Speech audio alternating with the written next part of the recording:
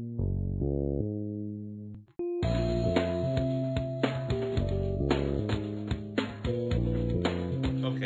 I just got home from watching X. That's the name of the movie. A letter.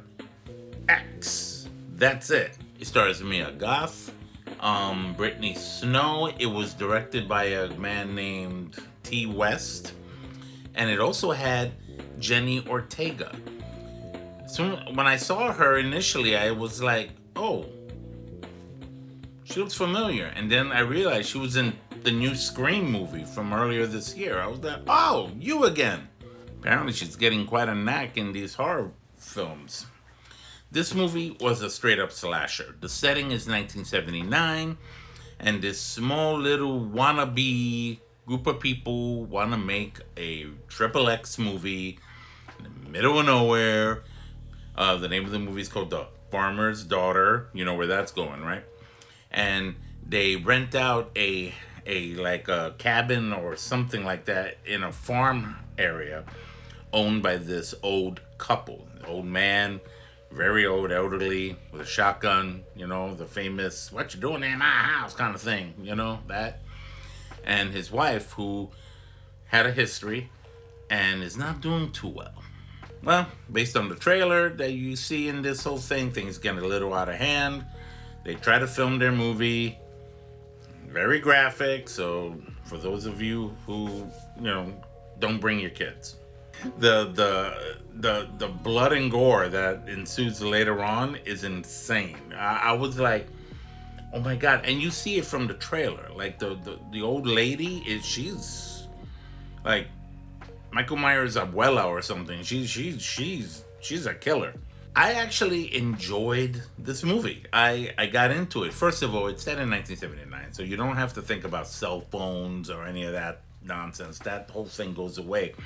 The second thing is that it had a gritty appeal, gritty effect. Like it looked like it was a movie from 1979. Not only was the setting from 1979, the visually the cinematography screamed out 1979. Like it was, and I appreciated that. I actually liked that a lot. I was like, wow, this is a lot like back in the day. Like I remember when movies and TV shows kind of looked like this.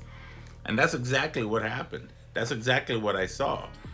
And I like that. I thought, you know what? For the setting and for the idea of this movie, it works for this movie. It wouldn't work for every movie, but definitely for this one. I would definitely recommend you guys go watch it. It's a horror film. It's sad because you look at this old couple and you could tell they've had a history together. And I don't know, we don't know their real, true, full story. There's a constant theme, though, about sin and, being set free. It's exemplified through a small little black and white television set in the living room in the old people's house where you see this old time gospel preacher talking the talk. And there was a funny twist at the very end that made me go, wait a minute. I'm not going to tell you what that is. Just keep an eye out for that at the very end. In the very beginning of the film, you see the police come to the farm to investigate the crime that was committed. Crimes, let me just say it like that. And then it zooms 24 hours earlier into the story. And then it ends, it kind of like goes full circle towards the end. And you see the police again trying to figure out what's going on. I liked how it ended. I liked the little twist. I'm still trying to figure that part out personally. I don't want to let it out. I don't want to spoil anything. I've said enough. This movie had you watching. It had me even disturbed at some points. There was some disturbing moments that made me go, "Oh, that's so wrong." It just didn't feel. There was one character that I really felt bad for. I was like, oh man, what are you thinking? It was just, it's my moral code. They try to make this film, and they got a guy who was an ex-marine, and he's like, all buff and everything. He's one of the stars of the movie, right? And you got the two girls. Now the other girl, there's another girl in this that plays a big role, played by Mia Goth. She's an aspiring actress. She wants the world to know who she is, and she just will do anything, and that literally means anything, for her to be recognized and be acclaimed to high stardom. This was the way to do it. Not for this place. Not for this couple. I'm talking about the old couple. Yeah, so it's definitely something you guys should watch. I'm going to give X 3 coffee cups.